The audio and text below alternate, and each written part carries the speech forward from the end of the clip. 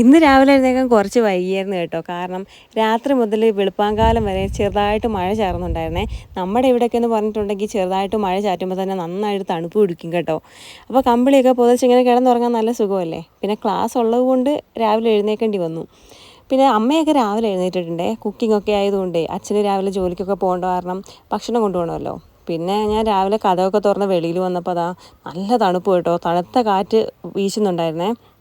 എന്നാൽ നല്ല മഴമൂടലും ഉണ്ട് കേട്ടോ. ഇന്ന് രാവിലെ തന്നെ മഴയായിരിക്കും എന്നാണ് തോന്നുന്നത്. പിന്നെ താമരക്കുളത്തിൽ വന്ന് നോക്കിയപ്പോൾ 2 വലിയ തണ്ടുള്ള ഇലകളുണ്ടായിട്ടുണ്ട് കേട്ടോ. അപ്പോൾ മാറ്റങ്ങളൊക്കെ ഉണ്ട്. പിന്നെ ഒട്ടും സമയം കളയാതെ നേരെ പല്ല് തേക്കാൻ വേണ്ടി വന്നു കേട്ടോ. പോകണ്ടേ രാവിലെ തന്നെ. പല്ല് തേക്കുന്ന സമയത്തും ഈ ചെടികളെയൊക്കെ വന്ന് നോക്കും കേട്ടോ ഞാൻ. ഈ ഡാലിയ ഞാൻ എന്നും ശ്രദ്ധിക്കുന്ന കാര്യമാണ്. ഇതുവരെ ഇതിൽ മൊട്ടിട്ടിട്ടില്ല. ആളാണെങ്കിൽ നന്നായിട്ട് വളർന്ന് നിൽക്കുവാണേ. ചിലപ്പോൾ ഇനിയും സമയം എടുക്കുമായിരിക്കുമല്ലേ പൂവിടാൻ വേണ്ടിയിട്ട്. എനിക്കെന്തോ ഇതിൻ്റെ കാര്യങ്ങളൊന്നും അധികം അറിയത്തില്ലേ. പിന്നെ വല്ല പുഴുവൊക്കെ ഇരിപ്പുണ്ടോ എന്ന് നോക്കാൻ വേണ്ടിയിട്ടാണ് കേട്ടോ ഞാൻ ഈ ഇലയൊക്കെ ഒന്ന് പൊക്കി നോക്കുന്നത്. അകത്തെങ്ങും തന്നെ കാണാനായിട്ട് കൊച്ചും കൂടെ പുറത്തേക്ക് ഇറങ്ങി വന്നിട്ടുണ്ട് കേട്ടോ. അവൻ എത്ര തണുപ്പുണ്ടെങ്കിലും ഉടുപ്പിടാൻ ഭയങ്കര മടിയാണ് കേട്ടോ. നമ്മുടെ ഇവിടുത്തെ റെഡ് കളറുള്ള റോസാപ്പൂവ് പൂവിട്ടിട്ടുണ്ട്. ആ പൂവ് കാണാൻ പ്രത്യേക ഭംഗിയാണ് കേട്ടോ. അതിൻ്റെ മുകളിൽ ഇങ്ങനെ ഈ വെള്ളത്തുള്ളികളൊക്കെ ഇരിക്കുന്നതുകൊണ്ടേ പ്ലാസ്റ്റിക് പൂവ് പോലെ ഇരിപ്പുണ്ടേ. ഇത് കുറച്ചുകൂടെ വളരും കേട്ടോ. പൂ വലിയ പൂവാവുന്നതാണ്.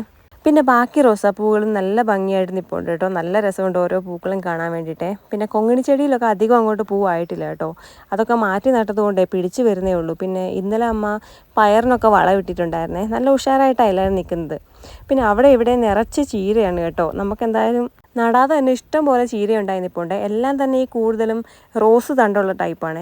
ഈ കാണുന്നത് കുമ്പളത്തിൻ്റെ വള്ളിയാണ് കേട്ടോ. അപ്പോൾ ഒരു കുമ്പളം നേരത്തെ ഇവിടെ ഉണ്ടായിരുന്നു.